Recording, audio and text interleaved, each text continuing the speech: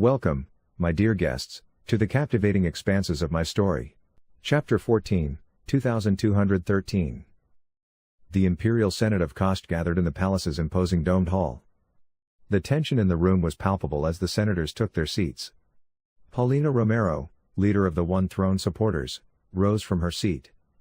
Her face was grave, her eyes hard with determination. "Honorable colleagues," she began, echoing through the hall. "The threat on our borders grows with each passing day. The Rho Territory is a ticking time bomb. We must act before it is too late." Murmurs rose among the senators. Paulina continued unperturbed, "I propose expanding the starport in the Cuuturn system. An expanded hangar facility for space superiority fighters and the regular defense systems. This will strengthen our presence on the border and deter potential aggressors." Imperatrix Sevia Heimber, seated majestically on her elevated throne, bowed her head slightly. Her gaze wandered to Johanna Fritsch, the head of the diplomatic corps. "Johanna," Sevia spoke, her voice soft but firm. "How are our efforts to make peaceful contact with the Rho?" Johanna rose slowly, her face a mask of frustration. "Your Imperial Highness, I regret to report that our efforts thus far have been unsuccessful." She took a deep breath. "The Rho show no interest in communication.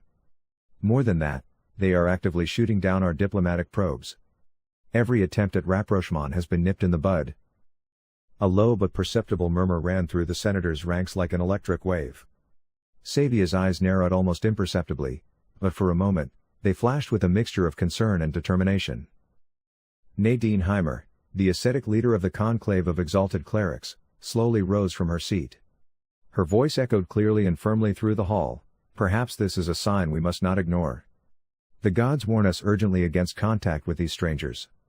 We should focus on our strength, on what makes us a people." Rita Griffin, whose red hair seemed to blaze like fire in the hologram, nodded vigorously. Her voice sounded determined. "I fully support Paulina's proposal. Strength is the only language these creatures will understand and respect. Anything else would be a weakness, which they would exploit." Myra Gupta, whose otherwise friendly face was now showing severe wrinkles, frowned. With a worried look, she urged caution, "Let's not act rashly and burn all bridges. Perhaps there are still ways of reaching an understanding we have not considered in our excitement. Diplomacy takes time and patience." The debate surged back and forth like a stormy sea. Arguments clashed, were picked apart, and reformulated. Voices were raised, sometimes passionately, sometimes imploringly. The room literally vibrated with tension and unresolved conflicts. Sevia watched the proceedings with a watchful eye, absorbing every nuance and emotion. Finally, when the discussion seemed to climax, she raised her hand. Silence fell instantly as if on an inaudible command. All eyes turned expectantly to the Imperatrix. "We're going to vote," she announced, "on the proposal to fortify the Cuuturn system." The senators cast their votes. The tension in the chamber was palpable as the results were tallied. Paulina Romero stood upright, her posture betraying no nervousness. Finally, Sevia announced the result. "By a majority, the Senate has voted in favor of fortifying the Cuuturn system." On March 12, 2213, an excited babble of voices echoed through the corridors of the Knossos City Administration Building. Elena Volkov, the administrator of Citisim, hurried through the corridors with energetic steps. Her face showed a mixture of excitement and concentration. The group of prospectors she had sent out into the bleak moorlands weeks ago had returned with a groundbreaking discovery. Elena felt her heart beat faster as she thought of the possibilities opening up. She entered the conference room, where her administrator was already waiting impatiently. The air was crackling with tension. Elena let her gaze wander over the assembled faces before she took the floor. "Ladies and gentlemen," she began, her voice firm and clear. "Our prospectors have discovered a geothermal vent. The significance of this discovery cannot be overstated." An excited murmur went through the room. Dr. Yumi Takana, the senior energy expert, leaned forward. "Administrator Volkov, this could solve our energy problems. We could drastically reduce our dependence on fossil fuels." Elena nodded in agreement. "Exactly that, Dr. Takana. But let's be systematic. We need to plan the development carefully." She turned to her chief engineer, Viktor Petrov. "Viktor, what technical challenges do you see with the development?" Petrov scratched his chin thoughtfully. The biggest hurdle will be adapting our technology to the conditions here. The humidity and corrosive gases in the moor could quickly damage our equipment. Elena made meticulous notes as her mind processed the information. The challenges loomed before her like a mountain range, but the potential benefits towered over these hurdles like a shining star on the horizon.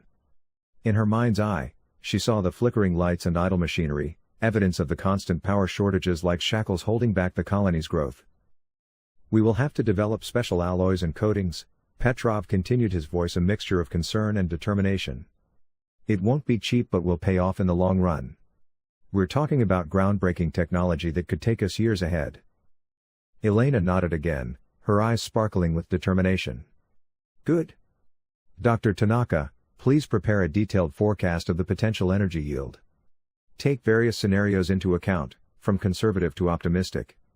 Victor, I need a precise cost breakdown for the necessary adjustments. Don't forget to factor in possible setbacks. She turned to her chief financial officer, Olga Kuznetsova, a woman whose sharp mind had often made the difference between success and failure. Olga, prepare a watertight financing plan. We will need massive support from the Imperial Senate. Show them that every credit invested will pay off many times over. Kuznetsova nodded curtly and immediately set to work. Her fingers flew over her datapad as if they were performing a complex dance. The device's soft hum mingled with the tense silence in the room. Elena felt excitement spread through her, a tingling sensation reaching her core to her fingertips. This was more than just an opportunity, it was a turning point. It would take Citizen a giant step forward, leading the colony out of the shadows of energy scarcity and into a bright future. With fierce determination, she vowed to do everything she could to convince the Senate of the need for this investment. She would fight, argue, and, if necessary, beg, because the fate of her colony depended on it. Prepare everything, she instructed her team. I will personally draft a letter to the Senate. We have a unique opportunity to secure the future of our colony. Let's make sure we don't let it pass. With these words, Elena dismissed the council and went to her office. Once there, she sat down at her desk and began drafting the letter for the Imperial Senate. Her fingers flew over the keyboard as she explained the importance of the discovery and the urgent need for funding. Elena Volkov stood in front of the communications terminal in her office in Knossos City, ready to contact the sector governor. But before she could make the connection, Myra Gupta's hologram flickered before her. Elena flinched slightly, surprised by the sudden appearance. Administrator Volkov, Myra greeted her with a severe expression. I hope I'm not interrupting something important. Elena shook her head. Not at all, Governor. I was just about to contact you myself. Myra nodded curtly. Good, we have urgent matters to discuss. She paused for a moment as if weighing her words. The situation on Kasach and Citizen is coming to a head. Homelessness and unemployment in the core regions of the Empire are reaching worrying proportions. Elena felt her shoulders tighten. She had observed the growing problems in Knossos City, but to hear that Kasach was experiencing similar difficulties was alarming. The spirit of optimism on both worlds has led to unexpected population growth, Myra continued. Her voice sounded strained as she chose her words carefully. Unfortunately, the Empire failed to develop the necessary infrastructure in time. The consequences of this negligence are now obvious.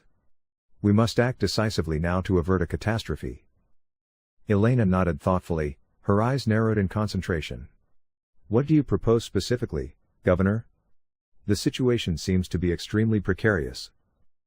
Myra's hologram flickered and distorted briefly as she leaned forward. Her face now appeared larger, the worry lines more visible. We will be expanding the infrastructure massively and without delay. Another mining district will be built on Citizen to create jobs. The shafts will be driven deep into the bowels of the planet. In addition, we are planning a new city district to accommodate the exploding population.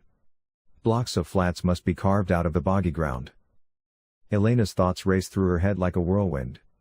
A new mining district meant more resources and much-needed raw materials for the expanding empire. But at the same time, the environmental impact would increase, and the fragile ecosystems of Citizen would become even more unbalanced. The additional city district would stretch the already overburdened infrastructure of Knossos City to its limits. Sewage systems, energy supply, medical facilities, everything would have to be drastically expanded. And on Kasach? Asked Elena, her voice a mixture of curiosity and concern. She could already assess the impact on her new home, but what were they planning for the Empire's home planet? We're going to build a new city district there, too, Myra explained. Her words sounded heavy as if she was carrying the weight of the entire Empire on her shoulders. The domes are being extended. New habitats are being carved out of the icy ground. In addition, an extensive agricultural district is planned to secure the food supply in the long term. Hydroponic gardens and greenhouses will transform the barren landscapes of Kasach into green oases. Elena took a deep breath. The plans were ambitious but necessary. These are huge projects, Governor. How are we going to manage it all? Myra's eyes sparkled with determination. With hard work and determination, Administrator Volkov.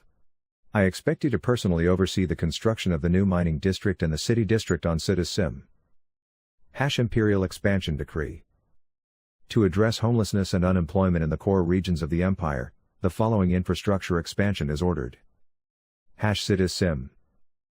Construction of a new mining district. Construction of a new city district. Kasach. Construction of a new city district. Establishment of a new agricultural district. Implementing these measures has the highest priority and must be initiated immediately. Signed. Myra Gupta. Sector Governor. Elena nodded decisively. I understand, Governor. We will begin planning immediately. Good, Myra said. Time is of the essence, Administrator Volkov. The fate of our people depends on us mastering this crisis. On May 17, 2213, Rita Griffin's communicator vibrated. She was standing in the middle of the dusty excavation site on Citas Iva, surrounded by equipment and busily working researchers. The shrill beeping broke through the concentrated atmosphere. Rita wiped the sweat from her brow and retreated into the shadow of an imposing arch of ruins. The cool touch of the ancient stone against her back offered welcome relief. With practiced movements, she activated the hologram. The face of the head scientist of the research department flickered before her, his features distorted by static interference. Dr. Griffin, we've made a breakthrough, he announced with barely suppressed excitement. His eyes shone feverishly. The blue spectrum laser weapon is ready for use. The tests exceeded all expectations. Rita's eyes widened. A tingle of anticipation ran through her. She had been waiting for this moment for months, countless sleepless nights checking calculations and optimizing simulations. Excellent, she pressed out. Send me all the data immediately. Every detail is important. While the scientist continued to rattle off technical specifications, Rita let her gaze wander over the ancient structures. Weathered columns towered into the dusty sky, silent witnesses to a bygone era. The irony did not escape her. Here she stood, surrounded by the remains of a lost civilization, while talking about the latest weapons technology. What would the builders of these ruins think of her achievements? Understood, she said curtly, her voice a mixture of professionalism and suppressed excitement. I'll take care of it. Prepare everything for a detailed analysis. Rita ended the transmission with a curt gesture and immediately called up a new hologram. Her fingers danced across the virtual keyboard, precise and infallible, as she wrote a memo for Paulina Romero. The urgency of the situation pulsed through her veins. Admiral Romero, the blue spectrum laser weapon is operational. Recommend immediate upgrade of the corvette fleet. The weapon exceeds all expectations. Detailed specifications will follow shortly. Highest priority. Griffin, out.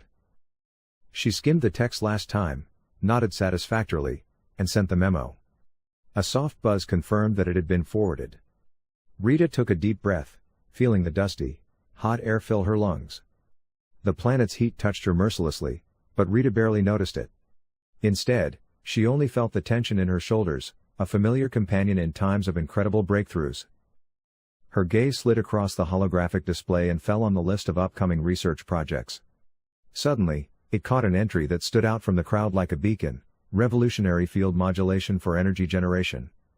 The words seemed to pulsate as if begging for Rita's attention. Rita read the project report, her eyes sparkling. Revolutionary field modulation will undoubtedly take our energy production to a whole new level, she murmured.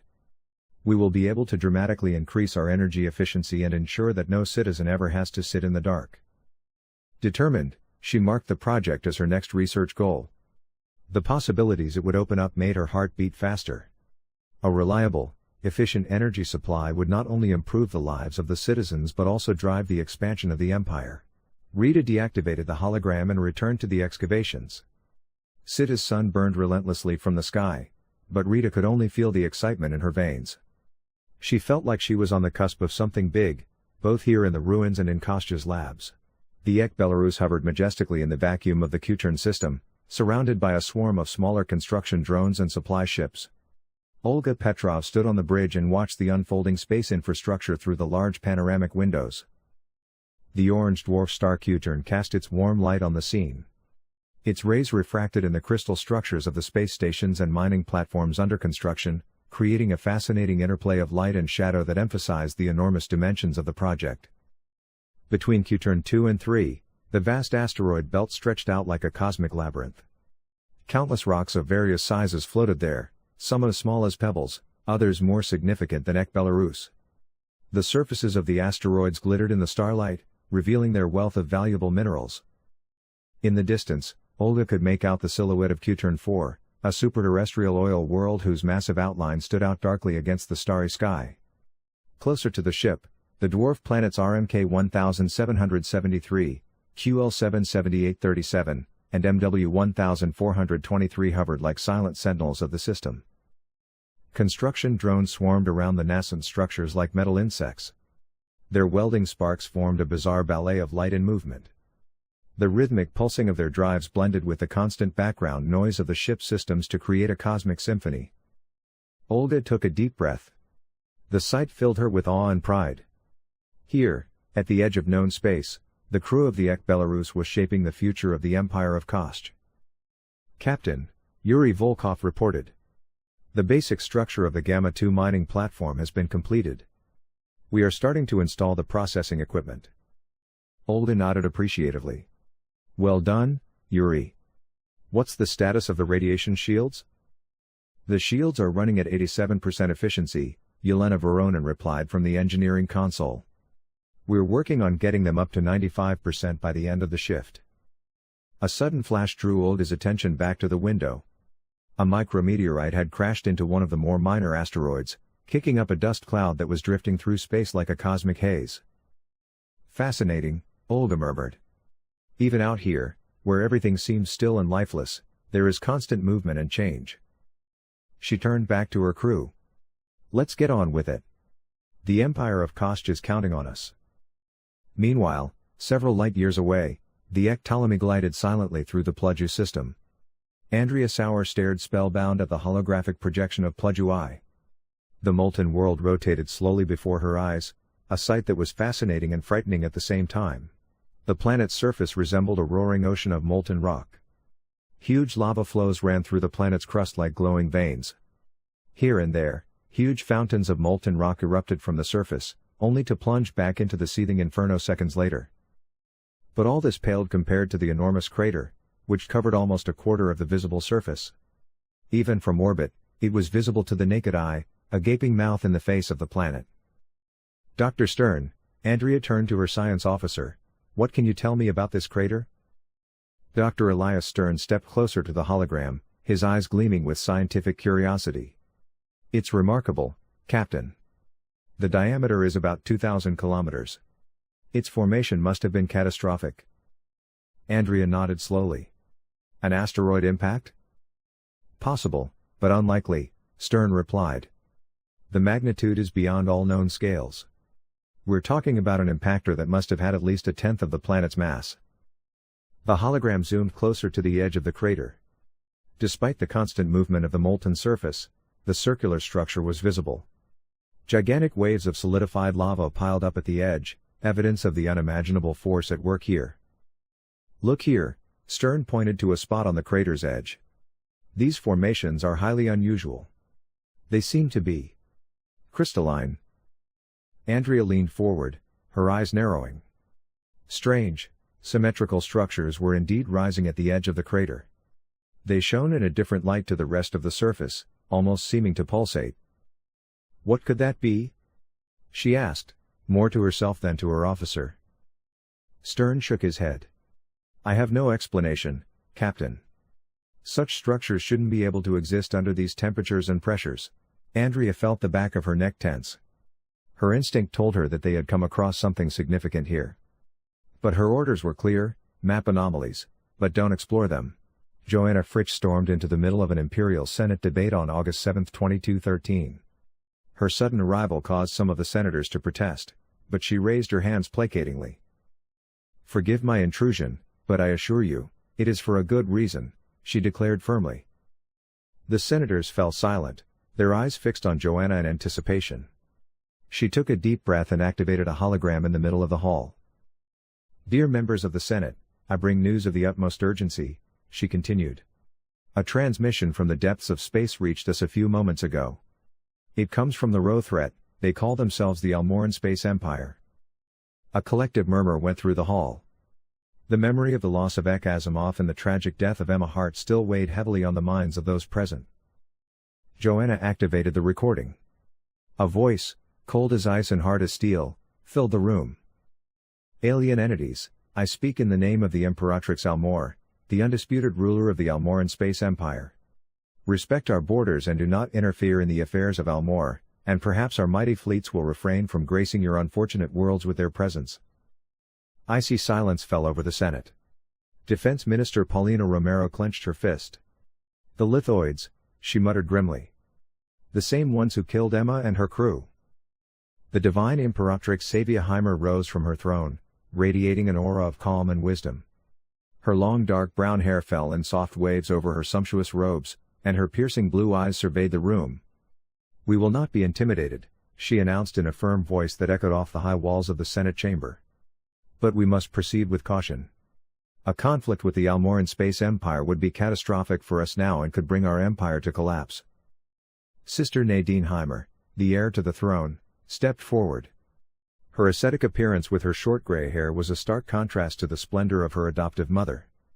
"We need to consolidate our borders and use our diplomatic skills," she explained in a level-headed voice. "Perhaps we can find a way to resolve this conflict peacefully. The Helix teaches us that even in the darkest hour, there is a ray of hope." The renowned scientist Rita Griffin spoke up via a hollow link. Her white coat was littered with notes, and her bushy red hair vibrated excitedly. "We must find out more about this species," she said enthusiastically. "Their technology, culture, and potential weaknesses, we must research all that. Only through knowledge can we arm ourselves and perhaps even find a way to communicate." Sector Governor Myra Gupta nodded in agreement. Her small, plump figure radiated a certain warmth despite the seriousness of the situation. "We must prepare ourselves," she declared in a firm voice, "for a future in which peace and war go hand in hand. Our infrastructure and resources must be equipped for both scenarios." Johanna Fritsch observed the senator's reactions. Her sharp eyes registered every nuance, every subtle change in the faces of those present. The news had come as a shockwave, but now determination was forming in the faces of the Senate members. She felt the atmosphere in the room tighten, charged with a mixture of fear and drive. "I suggest we convene an emergency meeting immediately," Johanna said, calm but firm. "We need to develop a detailed plan to respond to this threat. Every minute counts, and we must not waste any time." Imperatrix Sevia nodded in agreement, her posture taut and determined. "Agreed. Johanna, prepare everything," she ordered with the authority of a ruler who knew the weight of her responsibility. "We'll meet in the war room in an hour. Each of you is to draw up concrete proposals by then. The fate of our empire is at stake." Sevia Heimber entered the war room with a severe expression. Her closest advisors followed closely behind her. The oval table of polished obsidian dominated the room, surrounded by holographic displays showing the Kasach sector and neighboring areas. "Let's begin," Sevia announced in a firm voice and sank into the high chair at the head of the table. Her gaze slid over the assembled faces. "The situation is more serious than ever. We must find a consensus quickly before we run out of time." Paulina Romero, the military commander, stood up with a soft creak of her uniform. Her eyes narrowed as she spoke.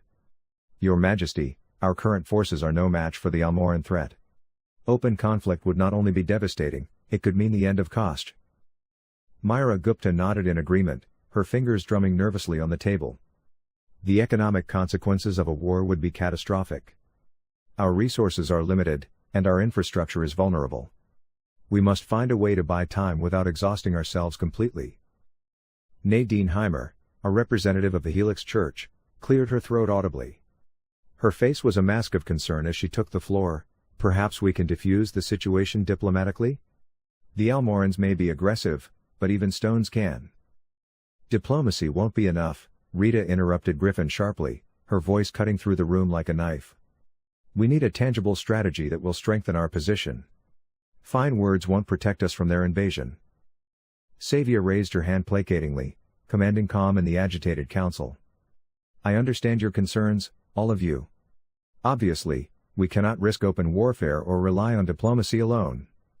We must find a middle ground that protects and strengthens us simultaneously. The Imperatrix rose and paced around the table. Her fingers glided over the smooth surface as she spoke. What we need is a Cold War strategy. We build up our defenses in the deep while reinforcing the Pegasus flotilla and keeping the Almorans at bay. Paulina nodded approvingly. A defensive posture will give us time to gather our forces. We could build fortifications along our borders. Exactly, Sevia agreed. Myra, what about the resources for such an undertaking? Myra scrolled through records on her pad. It won't be easy, but it can be done. We'll have to reorganize production and open up new trade routes. Rita, your research department will have to focus on defensive technologies, Sevia continued. Shields, early warning systems, anything that can give us an advantage. Rita nodded resolutely. Understood, Your Majesty. We'll work on it day and night. Nadine Heimber cleared her throat. And what about the population? How do we explain the situation to them without causing panic? Sevia turned to her. That's a good point, Nadine. We need to communicate carefully. Emphasize the strength of our empire, but don't hide the challenges ahead. A campaign to strengthen cohesion might be helpful, Myra suggested. We need to unite the people behind us. The Imperatrix nodded in agreement. Excellent. Each of you has your tasks. Let us put this plan into action. Kost will not be intimidated. With renewed vigor, the advisors set to work. Holograms flickered as plans were drawn up and resources allocated. The future was uncertain, but Kost was gearing up for the challenges ahead. On November 4, 2213, the Ek Equinox glided majestically through the vastness of the 34 Ceti system. Lieutenant Mariana Martin stood on the bridge. Her eyes fixated on the screens before her. The research vessel approached the star cautiously, its advanced shields glowing under the intense radiation. Sensors at maximum, Mariana ordered, her voice calm but full of tension. The crew worked with precision. Every move was perfect. They were here to explore the impossible, to fathom the unknown. Suddenly, the displays flickered wildly. Commander, we're picking up unusual energy signatures. The sensor officer shouted, his voice almost breaking. Mariana leaned forward, her eyes widening in disbelief. In the midst of the star's roaring plasma streams, patterns were moving, not random fluctuations but orderly, repetitive structures. Zoom in, she breathed, barely audible over the hum of the equipment. The image zoomed in and revealed something beyond the limits of her imagination, formations of pure plasma that moved like living beings, pulsating and seeming to communicate with each other. By the Holy Helix, someone whispered in awe. Mariana could not avert her gaze. Life. In the middle of a star. Formed from plasma. It was impossible and yet real, right before her eyes. Start recordings, she ordered, her voice trembling slightly. Full bandwidth, every detail is important. The minutes passed like hours as the crew studied the movements of the plasma creatures with fascination. They seemed to dance, to divide, to merge. A complex ballet of energy and matter that defied all known laws of biology. Mariana felt her heart race. This discovery would change everything, the limits of what was possible, the definition of life itself, everything had to be rethought. Commander, the communications officer reported. We have an incoming call from the control center. Highest priority. Mariana hesitated. She didn't want to interrupt this moment or let this miracle out of her sight. But her duty was clear. Put it through, she said reluctantly.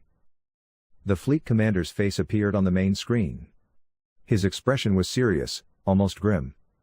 "Lieutenant Martin, we have received your preliminary data. The anomaly you discovered is fascinating but not our priority now." Mariana blinked in confusion. "Sir, we may have discovered an entirely new life form." "That could be." "I understand your enthusiasm, Lieutenant," the commander interrupted her brusquely. "But we have more important tasks for you. You will ignore the anomaly and continue exploring the rest of the system. Understood?" Mariana felt her stomach tighten. She wanted to protest, to argue, but years of discipline held her back. "Understood, sir," she pressed out. The screen went black. Mariana stared at it for a moment, then turned to her crew. Their faces reflected disappointment and confusion. "You heard the order," Mariana said, her voice sounding hollow even to her ears. "We will continue our exploration of the system. Dr. Novak, prepare a detailed report on our findings so far. Lieutenant Chen, plot a course to the fourth planet." While the crew carried out their orders, Mariana's gaze wandered once more to the plasma creature's sensor data. She suppressed a sigh and forced herself to avert her gaze. Her fingers tapped a secret command into the console. The data would be backed up, hidden from prying eyes. The Equinox turned slowly, moving away from the fascinating discovery. Mariana felt a pang of regret, but she pushed it aside. She had her orders, and she would carry them out. But deep down, she vowed to return one day and unravel the mystery. "Course set, Commander," reported Lieutenant Chen. Mariana nodded curtly. "Full impulse ahead. Let's see what the rest of this system has in store for us." The Equinox accelerated, gliding through space towards its next destination. Mariana forced herself to look ahead and focus her thoughts on the mission ahead. But a part of her stayed behind, continuing to orbit those impossible life forms dancing in the depths of a star. Hey, I would be happy if you could give my video a like, leave a comment and subscribe to my channel to stay up to date.